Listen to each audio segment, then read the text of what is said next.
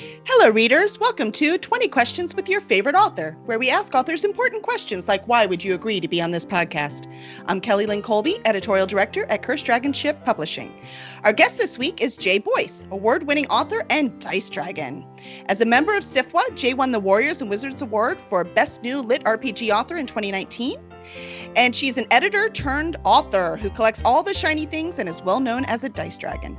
Nocturnal by nature, you can find her scouring the country for all the best books and games. If she's not your favorite now, she will be after. That's me. Yay! Welcome, Jay. Welcome. How are you this evening? I am good. I'm a little brain dead, so I apologize if I zone for a little second after any questions. Like if it just takes me a bit to think about them, because. Hey, I'm impressed because you just turned in a book, right? I just turned in my book. So... I think it's impressed that you can even think at all after doing that. You know, they say to take a few days afterwards to kind of like decompress, and so I've basically been playing Stardew Valley all day with my brother. I love Stardew Valley, but after I made Grandpa happy, I was like, what do I do now? I let him take care of all the farming, and then I just go play in the mine. Oh, there you go. I don't know, the mine was endless frustrating to me. I enjoy it. I mean, it gets frustrating when you die. I try not to do that. Oh, well, you're a much better player than I am. Dying is my MO. It doesn't really matter what I'm playing. It just kind of is what I do. Yeah, I mean, yes. It's kind of inevitable at some points, but in multiplayer, I can't just be like, oh no, this day didn't happen. Oops. I actually have to deal with the consequences. It's a little bit more frustrating when I have to deal with the consequences instead of just being like, restart this day. Just do it again. Gosh, doggone it. Yeah, falling asleep in the mine. It was always like, I just need one more level. If I can get to one more level and just get those stairs, one more. No, it's actually the only. I'm actually really good about getting back on time because I use the totems. But the thing that really gets me is when they start suddenly. It's like, oh, swarm of enemies, and then I'm just like, ah, crap. Like you're like, seriously, I was about to go to prepared. bed. To the question in the comments, I do not wear contacts. I refuse to ever. I can't touch my eyes. Yeah, the Real Salties asked, do we prefer glasses or contacts? So Jay has answered, nope, must be glasses. Yeah.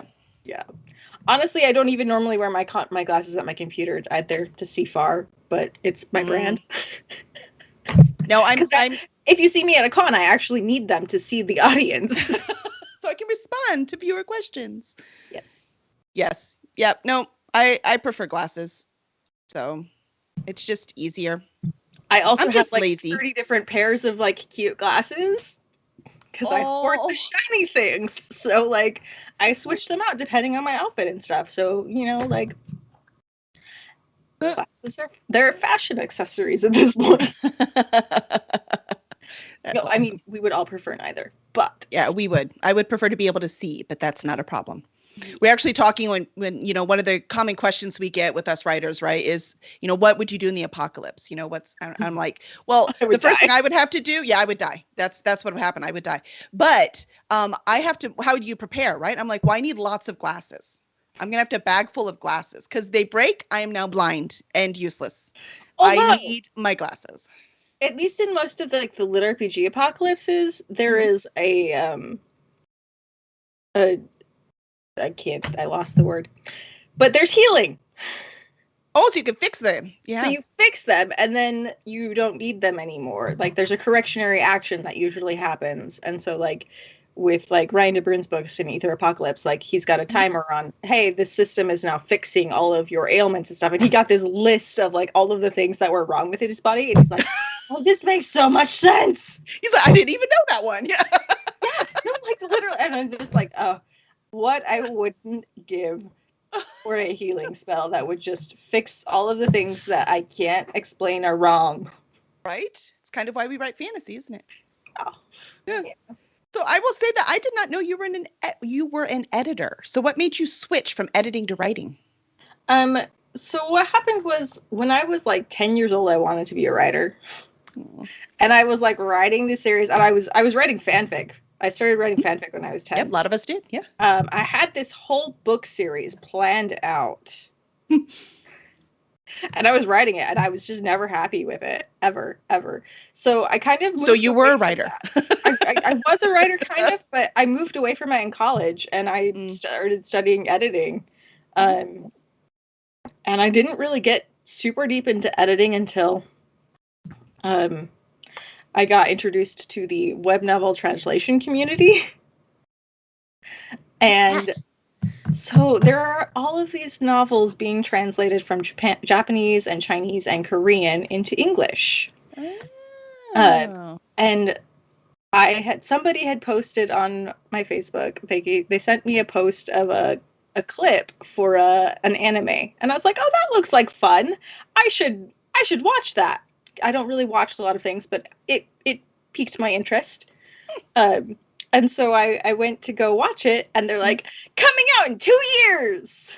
You're like, what? I was so angry. And then I found out it was based on a Chinese book or a Chinese web novel that was being translated. And I started to go and I started to read it. Mm-hmm. You're like, I need the story now. I was so pissed off at how crappy the editing was. Oh, no. I was like, I can do a better job than this. I have actually been studying English and editing in college. And I applied and I started doing editing for the translators for a couple different novels because I was just so annoyed. You're like, you translate it and I'll fix it. Well, that's literally what it is. And there are certain translators that I refuse to work with because they did really crappy jobs. Oh, you can curse. It's okay. They did really terrible jobs though, and so I was just like, I don't want to. It's more effort than it's worth to work with you. So no. So and then of course, my brother and I are big nerds, and anything that he reads that he wants to talk to someone about, he makes me read so that he can talk to me about it. And so he stumbled on this lit RPG book, and he made me start reading that. And then he started writing a book, and I was editing for him. And I had this conversation with my roommate, and she was like, I lucid dream every night. Ooh. So like every time I go to sleep. You mean if you sleep? I wake up from a dream. This is why I don't sleep very much. Partially because I don't ever want to wake up when I do, because I want to finish the dream. Makes sense to me. So I was telling her about that, and she's like, well, you should write down your ideas. And I was like, no, that would fill novels. No, that's okay. That night I went to sleep and I had this really cool dream about this ability, and I was like, I should write this. And so I started writing it thinking that, like most writing projects, I would be sick of it in about a week. Mm-hmm. In 3 weeks, I had the book 1 done. Oh, nice. And it spoke to you. It needed to be written. I had a contract, too. I not only had book 1 done, but I had a contract to publish it on Amazon. And I was just like, okay, like, I guess this is my life now. I better make this happen. That's so awesome. Yeah. So, well, that kind of explains then if you have these lucid dreams, it kind of explains why you were attracted to lit RPG. Yeah. And I mean, I'm a gamer, so like I really like statistics, honestly. And I am one of those people who I keep track, like, even if I'm reading other people's lit RPG books, I have a spreadsheet open and up. I'm tracking their stats, and if they're friends with me, I send it to them afterwards. Like these are your mistakes. It's the editor in me that will not shut up. That's hilarious. Well, I mean, somebody's got to keep track of it, right? I mean, they should have. So it's good you're checking it. I mean, they should have their own spreadsheets. Spreadsheets are a lit RPG author's best friend, and if they aren't keeping track, then there's a problem, and it's gonna bug me. Then they should just be writing something else. They should just be writing general fantasy. If you don't want a spreadsheet, go write fantasy or sci-fi, but don't write lit fantasy like lit. That's right. You had a question, what makes lit RPG unique from other sword and sorcery genres? So I'm going to say spreadsheets. Spreadsheets is the answer. Like, that's awesome. It's again, see, Zafo, that no wonder you like the lit RPG so much. He loves lit RPG. And I'm like, see, spreadsheets. That's why he loves it. It makes sense now. I get it. I love my very important internet spaceship spreadsheets in space. Yes. He plays Eve. He plays a lot of Eve. Oh, I can't.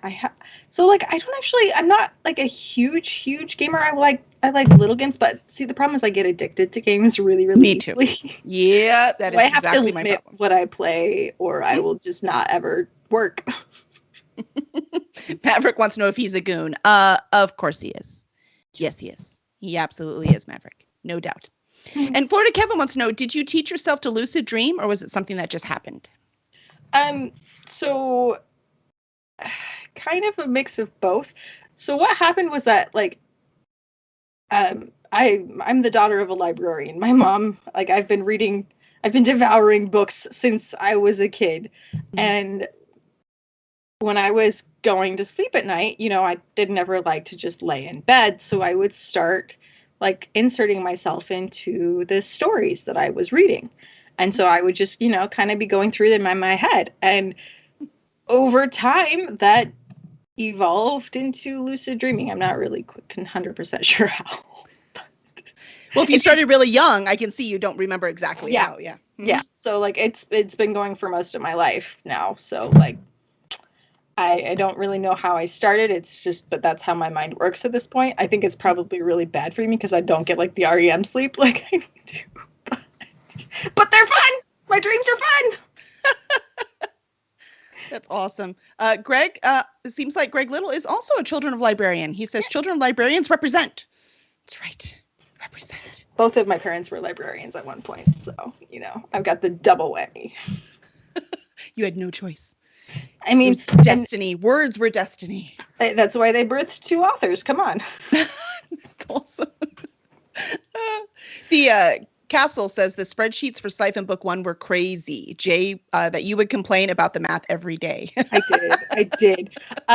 So up until Siphon's I had book 1 in her series, for those of you. It was book 1, yes. So up until I had a very nice fan who saved me from myself, I was doing all of the siphon math by hand. Ooh. And I was individually doing every single siphoning that she did. Thank heavens for my wonderful fan who built me a spreadsheet that I could just plug stuff in and it would give me the end result. Once that happened, my life became so much easier. And I stopped spending like 40 hours on a spreadsheet. Ooh. Every time I had to do a status update. Yeah. It's like I could be writing right now. I could. But I spent so long on those first spreadsheets. And I still spend quite a while because I do still have to go through and I roll for a lot of things. And so, I mean, it still takes me a while, but I'm not doing all of the hard, annoying math anymore, which is lovely. Whatever relief you can get, right? You'll take it. Yes. That's awesome. Yes. Yeah, the audience is complaining that there's so many cool authors and they are trying so hard to catch up on all the reading. I mean, you know what? Us too. A lot of really cool people, so. Yeah, well, that's for you too, right, Jay? Like, we can't keep up with the reading, man. There's just too much. Okay. I every time I go to a convention where I know I'm going to see my friends and stuff, I'm like, I'm going to try and read their books so that I always try, and I normally make it through like 3 because I'm just like, I'm so crazy. But it's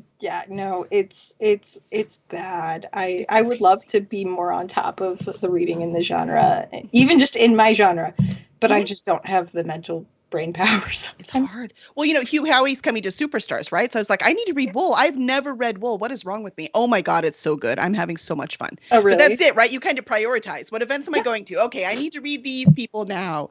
Right. Yeah, no, it's exactly what it is. It's like, I want to be able to talk to these people about their books. So I'm like trying to read them, and it's just like, it piles up and it gets overwhelming. Right? Yeah, Magneto Mage is correct. They said nothing says author like stacks to be read. Oh, yeah.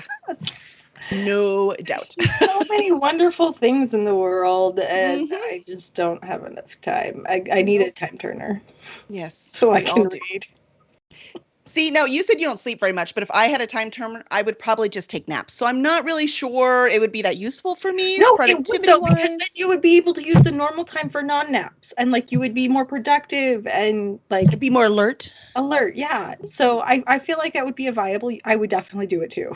Yeah. Like, I need a nap. Where's my time turner? I would absolutely do it. I no doubt about that. Yeah, I think it would work. Let's see. So your main character Siphon in Siphon, so that we talked about a little bit. She's terminally ill and has been bedridden. But upon her death, maybe she's sucked into an alternate world where she's not sick and she's free to move and walk and all those things she imagined while bedridden. What made you choose this kind of representation? So, sorry. At the time, I had actually just been diagnosed with an autoimmune disease.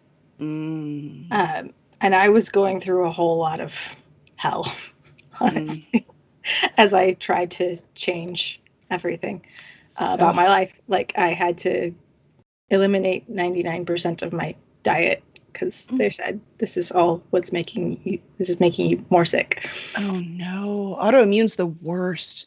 Yeah. So that was a big part of it. I wanted someone. I had been in a bunch of. So I used to work as a transcriber for university students working with deaf students. And so I attended hundreds and hundreds of college courses in every major imaginable, just going to whatever their majors and their classes were with them.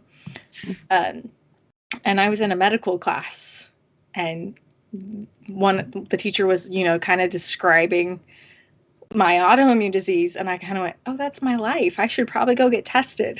You're like, wait, I have all of those symptoms.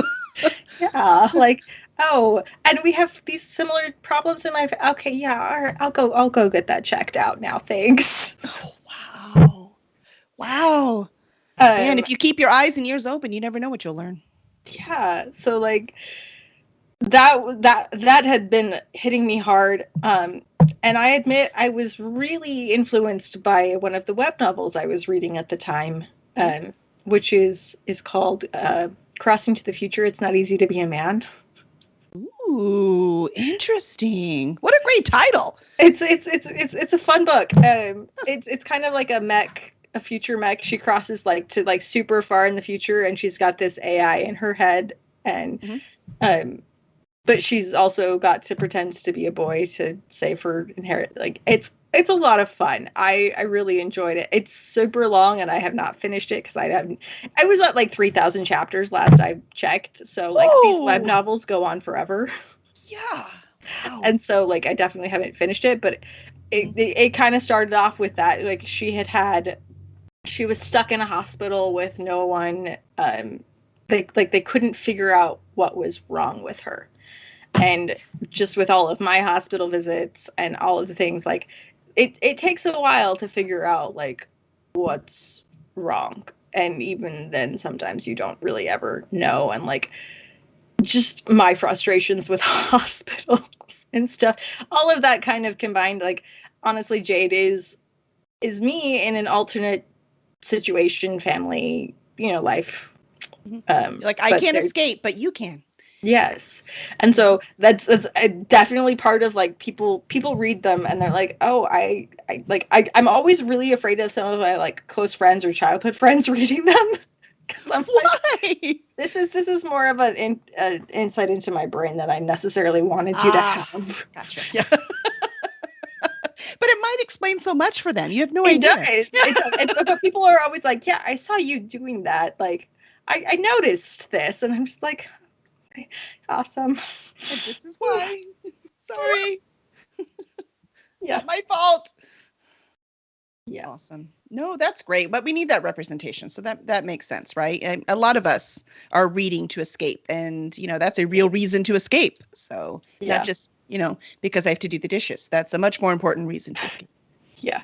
And it's actually really, it's been a fun experience, like getting notes from fans and stuff about it, just because a lot of them do see them, like I've got a lot of disabled fans or people who have mental anything really. Mm-hmm. There's so many things that could get us down, and a lot of people relate so much to it, and I didn't honestly realize how important it would be at the time. But I gotta say, this is probably one of my favorite things of being an author, is just like people being like, you made a difference. Like, this has given me some joy in my life, and like that more than anything else. Like, or like I get a lot of parents who write me that they were able, like, my books were something that they were able to like read together with their kids. Like their kids always didn't want to read what mom and dad were reading, but like they were able to read my books with them, and that like created a connection point, and like just things like that. I'm like, oh my gosh, if I could be for some of these kids and families what my heroes were to me, like that's everything. That's awesome. Making that goal. It is. So like those are that's my favorite part of being an author, is when I get those messages. Keeps you going when you have to make those deadlines and then your brain is mush. I totally relate. And I have to say, your covers, they reflect your personality, not just the contents of your books. Like, they're vibrant and alive and shiny. And how much control did you have over them? 100%. Really? Because you're published with Mountaindale, right? I am. So when I fun story. Hey, we had Dakota on like a few weeks ago, so I kind of went behind Dakota's back, honestly. Oh. So what happened was, he had pitched this idea for me when I signed with him, and I was like, oh yeah, that sounds kind of cool. Like, I had just like my random paint shop job that I'd posted on Royal Road, and like that was just from images I pulled from the internet. So I was like, yeah, obviously we're not using this. So Dakota had pitched the scene that he thought would be a cool book cover, and I was like, oh yeah, that's like an iconic scene in the book, like that would work. And the artist tried 3 times, and I kept sending it back because I hated it. Oh, you're like, this is not working. It was not working. It was so dark and gloomy, and it was not conveying the tone of the book that I wanted. And so one of my fans on Discord was like, well, have you ever thought of like maybe doing this? And I was like, that could work. That could work. And so I went scouring through DeviantArt, just looking for. You can get lost on there. I was looking for an artist who could draw glass really well, and who like had the style that I was looking for, and I found Sandara, and I was so happy. Oh my gosh, I love Sandara. I got really lucky because she wasn't as big back then. Obviously she's done a Kickstarter now that's worth several $1 million, and like I'm just her little small potatoes, and I'm just like, and you're like, you can't leave me. I literally and honestly, like after I got the cover from her, I got the art from her, and I went to Dakota and I said, can we use this instead? Please, please, please. And so I literally handed him a completed cover, and it was like, let's use this. And he's like, authors. Okay, whatever. No, but it's just like, oh no, yeah, no, that works, and it does fit. So he accepted that it was the proper choice, and I have commissioned my own artwork ever since, because Dakota actually later contacted Sandara, not knowing that she was the one I had gotten to do my art. Okay, so this is the funny part. He didn't actually know that she was my artist, and he had contacted her, and he was like, hey, like, do you want to start doing covers like with us? We'd like to contract you to do a certain amount of covers. And she's just like, no. And somehow you convinced her. But she'd already done my cover at that point. Oh, so she didn't want to do any more covers. Yeah. She didn't want to do, I don't think, because I don't think she wanted to do the consistency that he wanted her to do. He wanted like at least one a month, and just, yeah, it's a different ball game, man, working for a publishing company. Yeah. Than, just being your free artist with your own deadlines. Yes. Mm-hmm. So she does mine out of the kindness of her heart now, because I know it's just small fries compared to her stuff. But like, I'm so grateful that she does it, and it's great because the newest one, bye Greg, the newest one is actually, it's a dragon on the cover, so it matches really well with her Flamecraft campaign. Oh, it's so pretty. It's so exciting. So a You few haven't weeks. seen the final version. I haven't posted the final version anywhere. It's better. It's better. Oh yeah, yeah. I think I just saw the preliminary you had up on Facebook. Mm-hmm. And that was only in the author group. It hasn't gone anywhere public. Ooh, see, hanging out with authors, you get inside info, man. Inside info. Yes. Yeah, Nathan, who is our guest next week, says, "Oof, cover art is tough. You ended up in a fabulous place." Yes, yes, you did. Hi, Nate. Yes, you did. And now I have to talk about your hair because this is part of like your signature, right? Yeah. So, and now I know right now you have your gorgeous blue dyed hair, but you also are famous for wigs of every color and every rainbow. Look at those. Look at those beautiful wigs. They're everywhere. I mean, that would just make me happy just having that color up. So, I do enjoy having it just in the room. Just until I have to dust it, then it wouldn't be. I've got about 80 of them, more than 80 now. Holy moly! Well, I wanted to know, what is it about these colorful wigs that make you so happy? So it actually started. It was a high school thing. I had hair that was down to my butt, curly. So it was actually more like almost down to way longer if you straightened it. Yeah. Yeah. And I was considering donating it. So what I did was I got a short wig. Mm-hmm. And I piled all my hair up into it, and then I put a hat on top of it because it didn't, like, the top of it was kind of crappy. It was just because it was so much hair. Uh-huh. It was a cheap wig, so I used the hat to kind of cover it up and just kept it like short. And I went around high school convincing everyone that I had cut, dyed, and fried my hair. Cut, straightened, dyed. And everybody was like, why is it so like shiny and why does it feel like this? This doesn't feel like. I was like, oh, that's what happened with the dye and the straightening. It was really bad. It killed my hair, man. It fried it. And I went around convincing people for like 2 days that I had done this. And I just had so much fun doing it.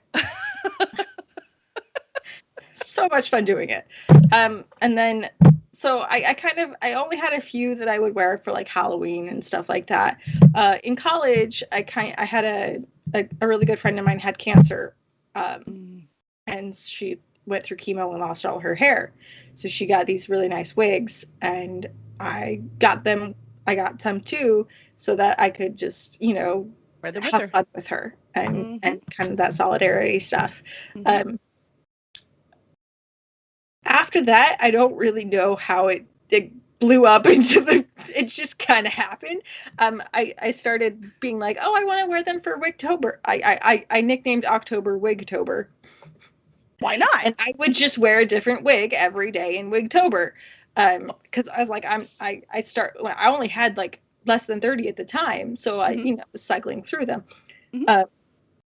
It exploded after that. And I figured out where to find like good cheap wigs that I could get. And once that happened, it was over.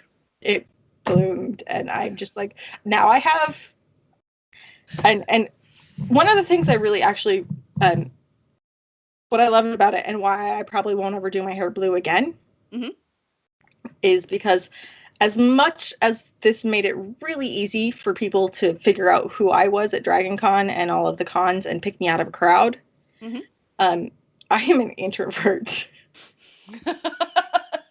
You're like, I'm trying not to be flashy. So the nice thing about the wigs is that it's kind of like, it's my armor. I can put it on, and it's a conversation starter. People will always come up and talk to me about the bright colors. So I don't have to start a conversation. So that eliminates some of that anxiety for me. The other thing is that usually if I'm starting to get my battery overwhelmed or run out of energy, I can just take it off and vanish into a crowd. So that is why I really love the wigs for cons, especially, and for when I'm going out to stuff like that, is because that's kind of my, hey, I'm in social mode versus let me take a step back and just fade. So I'm grabbing coffee. Leave me alone. Go away. Leave me alone. Well, speaking of very crowded places, at Dragon Con one night at the Westin Bar, you were handing out 6-sided dice. Look, I have some. They're right here. They're so pretty. Like this one says Mountaindale on it. And so they're really pretty. I love them. And you make these, right? So I had Chessex making them. Oh, okay. I just put in a giant order through Chessex. I do make my own dice. I haven't recently because there is this this mold system that's coming out, or that came out. It was a Kickstarter, and I missed the Kickstarter. So I'm waiting for them to open it up to general public orders, because I realized that instead of like making crappy generic whatevers, I could have and make dice that have the font that I want, and also with my logos and things like that. So I have put my dice making on hold until I can get those molds custom made. And then I can like have, because also with Chessex, they would only do the D6s and they would only do pips. And I hate D6. I hate pips. First of all, I hate pips, and I wanted the full range, like the 7 dice. And so without having that, like that's why I've put that on hold for now. But I did see, I'm a dice person. I'm the dice dragon. Like, of course I want to have dice to give away. And so it was kind of a perfect storm of, I want merchandise to give away that people aren't just gonna like throw away and so we still have them. Yes, Magneto Mage says that you should be called Dice and Wig Dragon. And jewelry and shoes and clothing. And I remember you had a tiara collection at one of our writer sprint things. The tiara collection is technically right there. Oh, see? Can't get away from, man. I was like, I don't even have one. I at least need one for emergencies. Yeah, I love my crowns. I don't really wear them out very much. The calls is actually where I use them the most. But they just there was a meme I saw about somebody who had a sword. Oh, I don't have my swords up. We took them to the front room. Usually there's 2 swords behind me right here. Gotcha. There was somebody who asked her brother for a sword for Christmas, and he got her one, and she's like, I don't know what to do with this. But every time she goes out to like a job interview or a date or something, she'd get all fancy. She'd put on her high heels. She'd go take her sword, and she'd just click through the tile of her kitchen, just like holding the sword. And she just said it was like this amazing confidence booster for her. And that's kind of always, it stuck with me. And I'm like, like, you just made her feel powerful. You feel awesome with a sword and like with a crown. Like that's kind of the same thing for me. So I'm like, sometimes I just want to wear a crown. Yeah, I think that's fair. Totally makes sense to me. Yes. Yeah, no, the swords that we have, we use them to open, like champagne. Yeah, we totally do. I have this one next to me. That's my letter opener.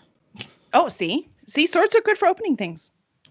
Yeah, it's a thing now. Every 4th of July and every New Year's, all the kids get out with the swords. They think it's the funniest thing because it just has to be anything that's really pressurized. So even the kid drinks that are like the cider that's all carbonated, they'll just take the paper off and then poof, you just open them right up. So they have so much fun.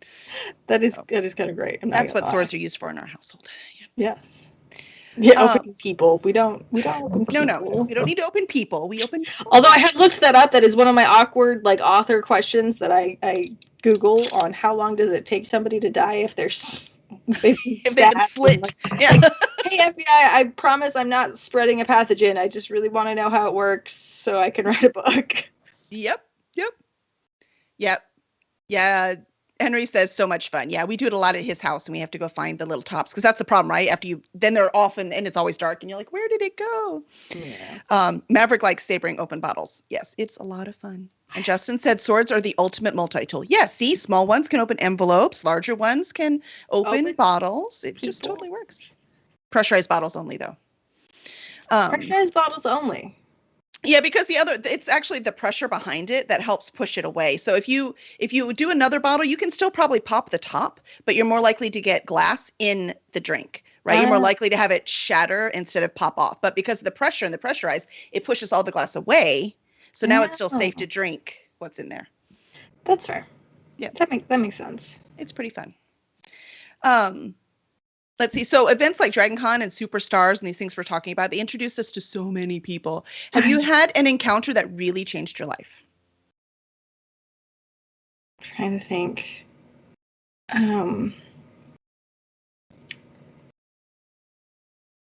I would say Emerald City Comic Con was actually probably one of my first ones. Oh, I that's on our bucket list. We want to go. I snuck onto a panel there. Did you? That's so smart of you. So I had been at LTUE, and it was in February, and then Emerald City was in March, and I was talking to one of the other authors, and I'm like, yeah, they have you listed for Emerald City, but I thought you said you weren't going. And they're like, I'm not. Little did you know. Well, they've got you listed for this one panel. And they're like, well, you should just go on it. I was like, maybe I will. And I had applied for, I thought I had applied for guest status, but really it was just for like a pro badge for like people like you, like just bloggers and news people. I basically got the news guest. Yeah, I'll take it. I was like, all right, I got the pro pass, but it was just like a news guest pass. So I was like, I thought they were going to put me on panels and they didn't. So like, I'm like, all right, well, I know this one panel is not going to have this person. So I showed up to it. And like, I saw the people who were supposed to be on the panel beforehand. And I was like, I kind of walked up and I'm like, oh, yeah, hey, I'm here for the panel. And they're like, oh, we don't have to. I'm like, oh, like they were supposed to tell you. Like, didn't they? Didn't they tell you? They just told me I'm supposed to be here. They just told me. And so she's like, okay. She's like, well, okay, well, we'll just make you a name tag and you can go on. And so the panel starts and the MC starts talking. And I'm like, oh, shit, I really shouldn't have been on this panel. The name was misleading. It was it was a horror panel. And I'm like, oh, horror is like the one genre I hate so much. You're like, I don't even know what to say. I'm going to BS my way through this entire panel. And I did. I BS'd my way through that whole panel. That's fantastic. But because of that, I made a really good friend who was on that panel with me. Mm-hmm. You might have heard of Jonathan Mayberry. Oh, yes. I've been on panels with him, too. He's awesome. So nice. It was, but like, I became his Sherpa for the rest of the con because I like didn't have anywhere else to go because I was like, I thought I was going to be on panels and I'm not. But like, I walked around trying to figure out where everything was. And now I know where everything is. So like, I took him to meet Ian Somerhalder and just like, Ian to this day thinks that I am Jonathan's assistant. Well, at that event, you became his handler, so kind of. He called me his Sherpa. I've done it a couple other times for him, too, because I'm just like, I know where you're supposed to be. Like, I'm keeping track of this. Like, let's go. I know where it is. I have the spreadsheet. I am prepared. Let us go. I do. I make spreadsheets for my cons of all of the places I'm supposed to be in, like what rooms, and like I do it. Yep, me too. I color code them so I know what's the top priority. So if something's too full or I change my mind at the last minute, I know what the second priority is. Yeah. I mean, this is necessary. I'm going to support my friends at and like all of those. Yeah, I definitely. Yep. Spreadsheets are life. Same.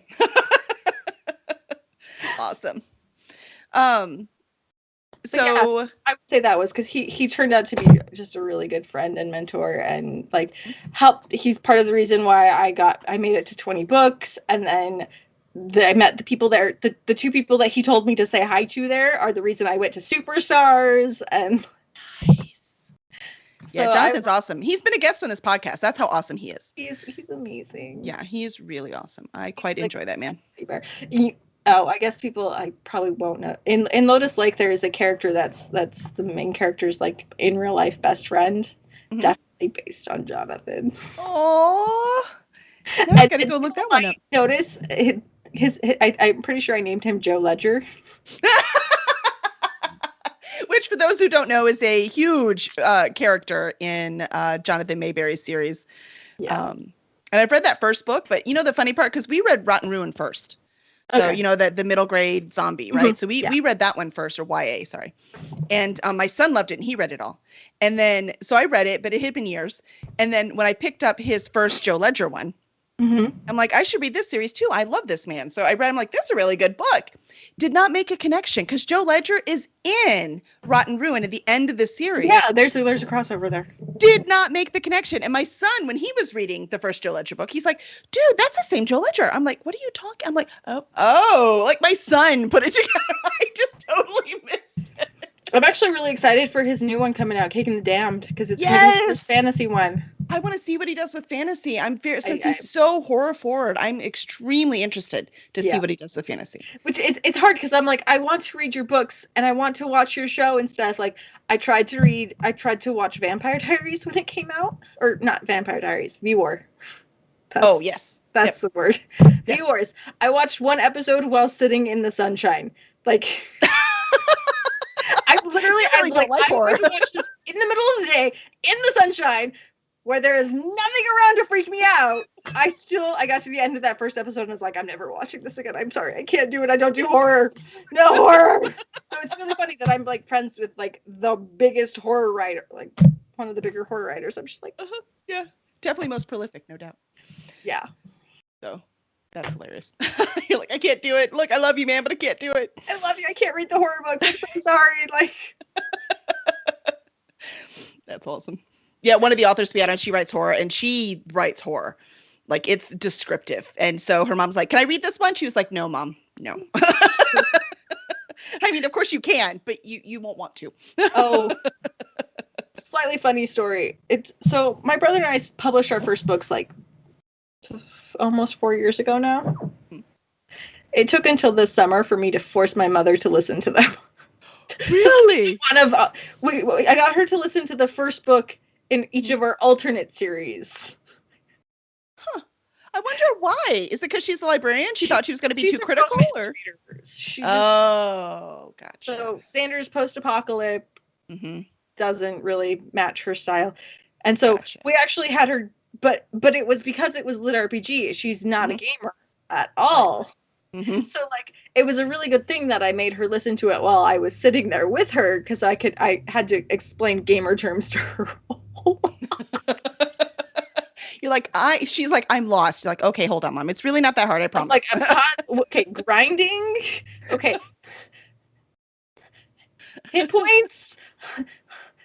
All right. Farming, like, just like all of these things, like meat shields, anything that you have to think about, like it's just common words for gaming. She was like, I don't know any terms that I just don't process it, because I'm just like, this is how we talk, and part of my vocab.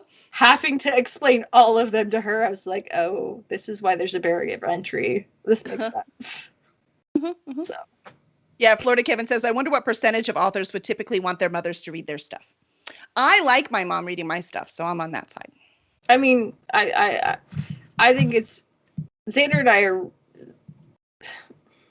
So Xander's my brother, but again, we read each other. Like, we're always been discussing books, and I was editing his. Oh, nice, yeah. And so you knew his intimately. I knew his, and I joke with fans, like, if he ever dies, like, I'm gonna spoil the ending. I'm not gonna write it, but I'll spoil it for you. Just so you know. Just so you know what happens. Like, I will do that. I'm not gonna write it because I can't do. I can't. But like, when he first started, I was like, you will write in fragmented sentences, and I'm going to hurt you if you don't fix this. Yeah, common complaint. So I'm like, I had to people. like go through him like chapter by chapter, like, okay, these are all of the things you're doing wrong, so that he would learn to do them right.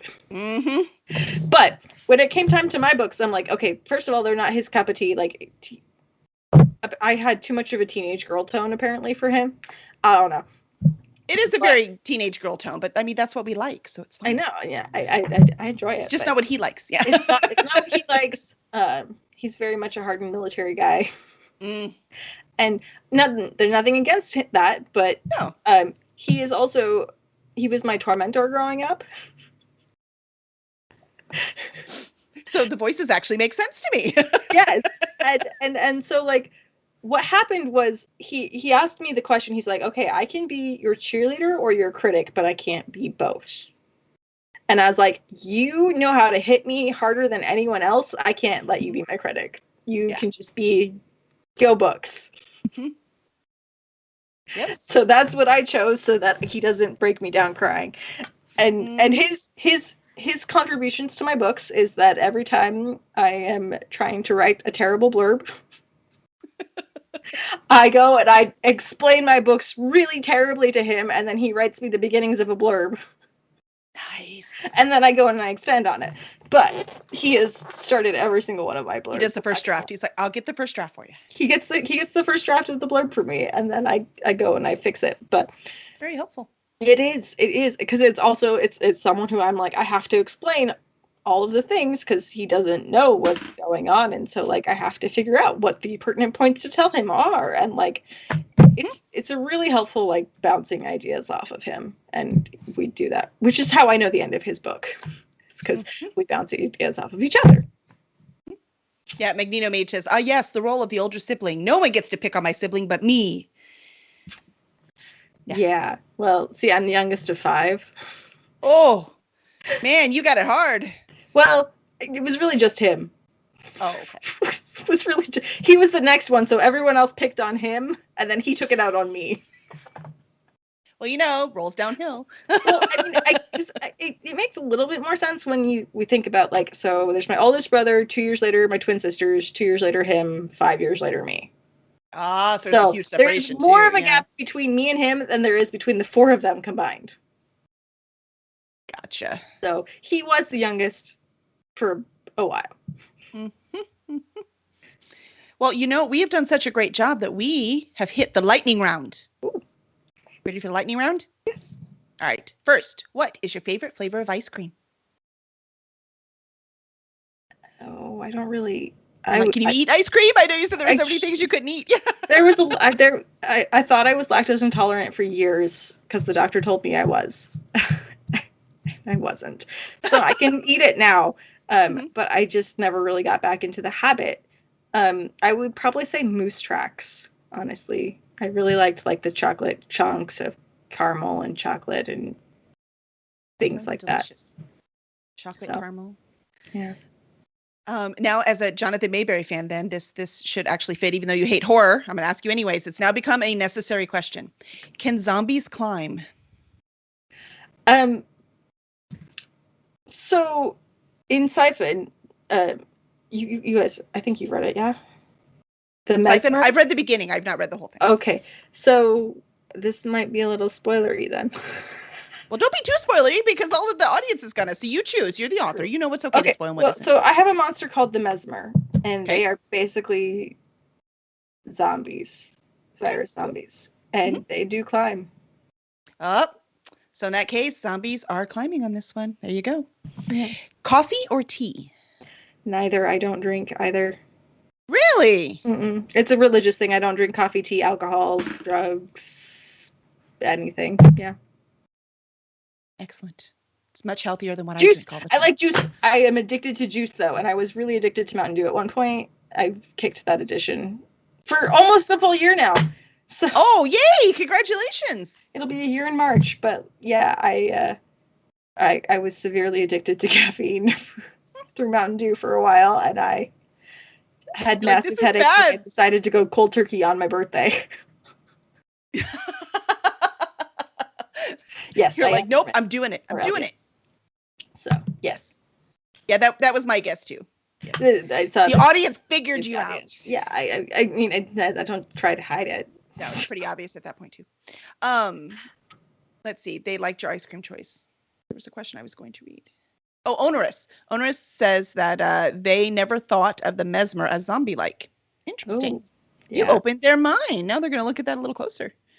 Yeah, that's kind of it's a virus that transforms humans into the monster, and so I just in my head it's a zombie. Yeah, makes sense to me. There's all kinds of zombies. Who is your favorite band or musician? Oh gosh, I told you we asked the hard questions. You thought I was kidding. I think it's probably going to be Peter Hollins. He's a YouTube acapella artist. Interesting. He does really cool. But the nice thing about it is that he covers like everyone else's music. So I have so many bands all in one person. All in one. Cool, like you just sing it for me. I love that song. So yeah, no, like there's like all of my favorite songs. Like he's done covers for most of them. So That's so cool. that's the easy cheat is that he covers so many of them. Clever. Maverick agrees. Also loves Pete. He's amazing. I loved working with him. Like he was such a nice guy. His family is just they're so adorable. I was working at an ad agency and I did a music video. So That's awesome. yes. So much experience, which is so typical of writers, by the way. I job hopped for a long time. Uh-huh. Yeah, but then we use it all in our books. Yes. Where would you like to vacation? I really want to go on the vacation that I have actually planned to go on last year. You made plans last year? You were so brave. Oh, it was before COVID hit. We had this whole European tour. Like I was going to go to Italy and England and Ireland and Holland. And the first stop was going to be Italy. And it was ground zero of where COVID breakout happened there. Yep. And it happened 2 weeks before I was supposed to go. Oh, no. I was so very, very angry at that. However, the other place that is like super on my bucket list is Japan and China. That makes sense considering the whole translation background. I get it. Yeah. So, where can fans find you and your work? The easiest way to find me is actually on Facebook. I have a Facebook group called Jay Boyce's Fantastic Fanatics. Cool. You can also just I have a page on there that's just like Facebook /Siphoner. You can find me on my website, jboyce.com. That should also have links to my Discord, which is really one of the best ways to talk and interact with me. And then also my Patreon is a really good way. You can just look it up under Jay Boyce and that should come up. It's also like /Siphoner, I'm pretty sure. I used that a lot at the beginning and it's just kind of stuck. It's smart. Marketing. It's part of the gig, man. Part of the gig. Yeah. Well, excellent. Sorry, there's one more thing. I guess people can find me in person at things. Good call. Do you know any coming up? Go ahead. Yes. So in February, I'll be at Superstars, so I'll see you. Yes. But also, like I said, that next week I'm going to be at LTUE, which is Life, the Use, Universe, and Everything. Yep, I will. That's in Provo. It's just a little con. And then I think it's in April, I'm going to be at NorwestCon, which is here in Washington. And then in like September, I'm at DragonCon and FanX. Pretty sure that's when those are. And also like maybe June or July, whenever Emerald City is. Also that one. Lots of things. So many. So, we're going in person again. So excited. Yes, we'll be at DragonCon too, no doubt. We have to. It's required. It's literally the best place. I love DragonCon. Yeah. No doubt. No doubt. Awesome. All right. So now that Jay is your new favorite author, please make sure to review her work wherever it is that you get your books. You can also review this podcast wherever it is you get your podcasts. You can also, I always get it backwards, follow us on Twitch. It's twitch.tv/curseddragonship, or you can subscribe on YouTube, and that one is curseddragonship.com/YouTube. So we will see you next Tuesday at 8 p.m. Central with Nathan, and he's in the chat. Maybe he can get the name right. It's either Nathan Amai, or Nathan Amaya. I was thinking Amaya. I'm sorry, Nathan. I don't actually know how to say your last name. Yeah, I don't either. So guess what? Amy. Oh, there you go. Nathan Amy. That doesn't make sense. There's 2 E's on there. Yeah, come on now. You're killing us. All right. So Nathan Amy will be on next week. So we'll see you then. Thanks for coming, guys.